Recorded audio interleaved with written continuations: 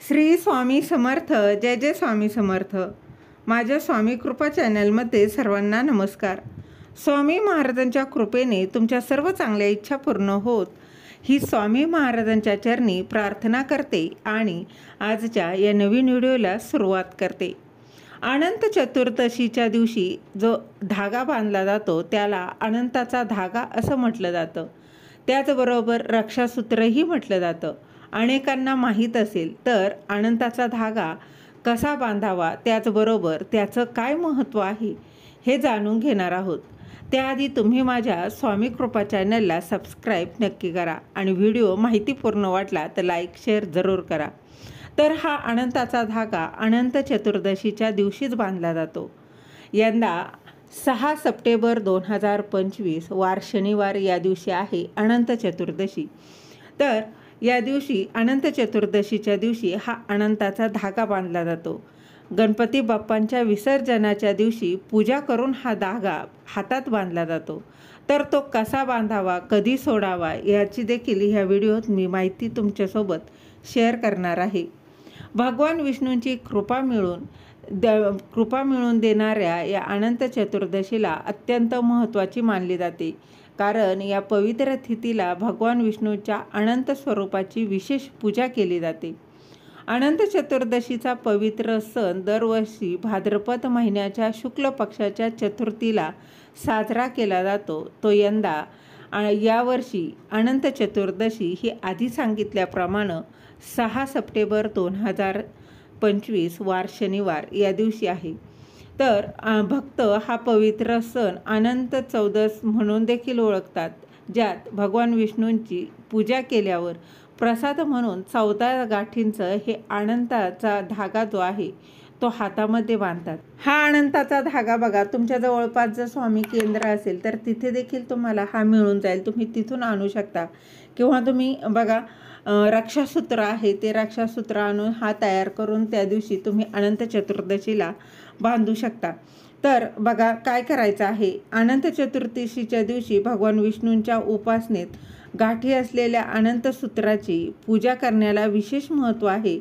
असं म्हटलं जातं की या 14 गाठी असलेला हा पवित्र धागा भगवान विष्णूने बनवलेल्या 14 लोकांचं प्रतीक आहे, जो बाहूमध्ये प्रसादाच्या स्वरूपात म्हणजेच हातामध्ये प्रसादाच्या रूपात बांधल्यानं जीवनात कोणत्याही प्रकारची भीती किंवा अडथळा येत नाही. भगवान विष्णू आपल्या भक्तांचं प्रत्येक प्रकारे रक्षण हे करत असतात.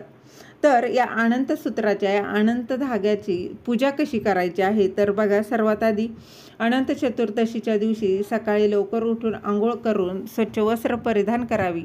त्यानंतर ध्यान केल्यानंतर भगवान विष्णूंची विधिवत पूजा करा आणि अनंत चतुर्दशीची कथा वाचा किंवा ऐका.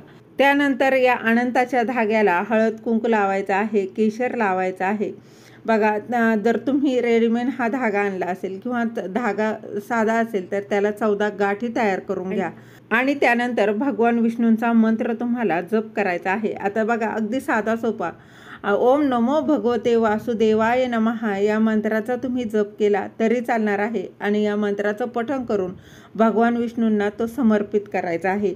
त्यानंतर प्रसादाच्या रूपात हे अनंत आपल्या उजव्या हातात तुम्हाला बांधायचा आहे. आता हे अनंत सूत्र जे आहे, हा अनंताचा धागा तुमची सर्व प्रकारच्या वाईट शक्तीपासून, शत्रूंपासून नक्कीच रक्षण करणार आहे. परंतु हा अनंताचा धागा बांधताना देखील काही नियम आहेत, ते आवर्जून पाळायचे आहे.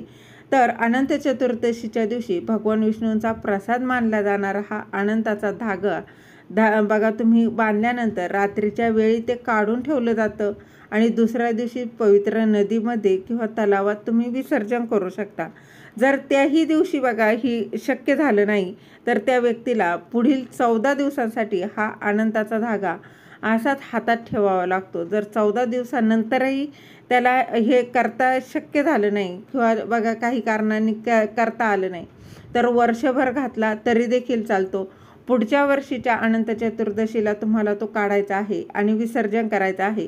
तसेच हा अनंताचा धागा बांधताना आणि त्याचबरोबर सोडताना देखील एक मंत्र जो आहे तो म्हणायचा आहे आणि हा मंत्र म्हणूनच तुम्हाला हा धागा बांधायचा देखील आहे आणि मंत्र म्हणूनच तुम्हाला सोडायचा आहे. अतिशय साधा सोपा असा मंत्र आहे. तुम्हाला तो स्क्रीनवर दिसत असेल. तुम्ही तो कागदावर लिहून काढून नंतर तुम्ही हा म्हणू शकता. तर बघा, हा अनंताचा धागा तयार करून बांधल्यानं सर्व संकट, दुःख, अडचणी दूर होऊन ऐश्वर्य, धनसंपत्ती प्राप्त होणार आहे, असा हा अनंताचा धागा आहे. आवर्जून या अनंत चतुर्दशीला नक्कीच बांधा. पुरुषांनी हा अनंताचा धागा उजव्या हातामध्ये बांधायचा आहे आणि स्त्रियांनी हा अनंताचा धागा त्यांच्या डाव्या हातात बांधायचा आहे. त्याचबरोबर मासिक धर्म आला असेल, विटळ सुतक असेल तर तुम्हाला हा बांधता येणार नाही. श्री स्वामी समर्थ. जय जय स्वामी समर्थ.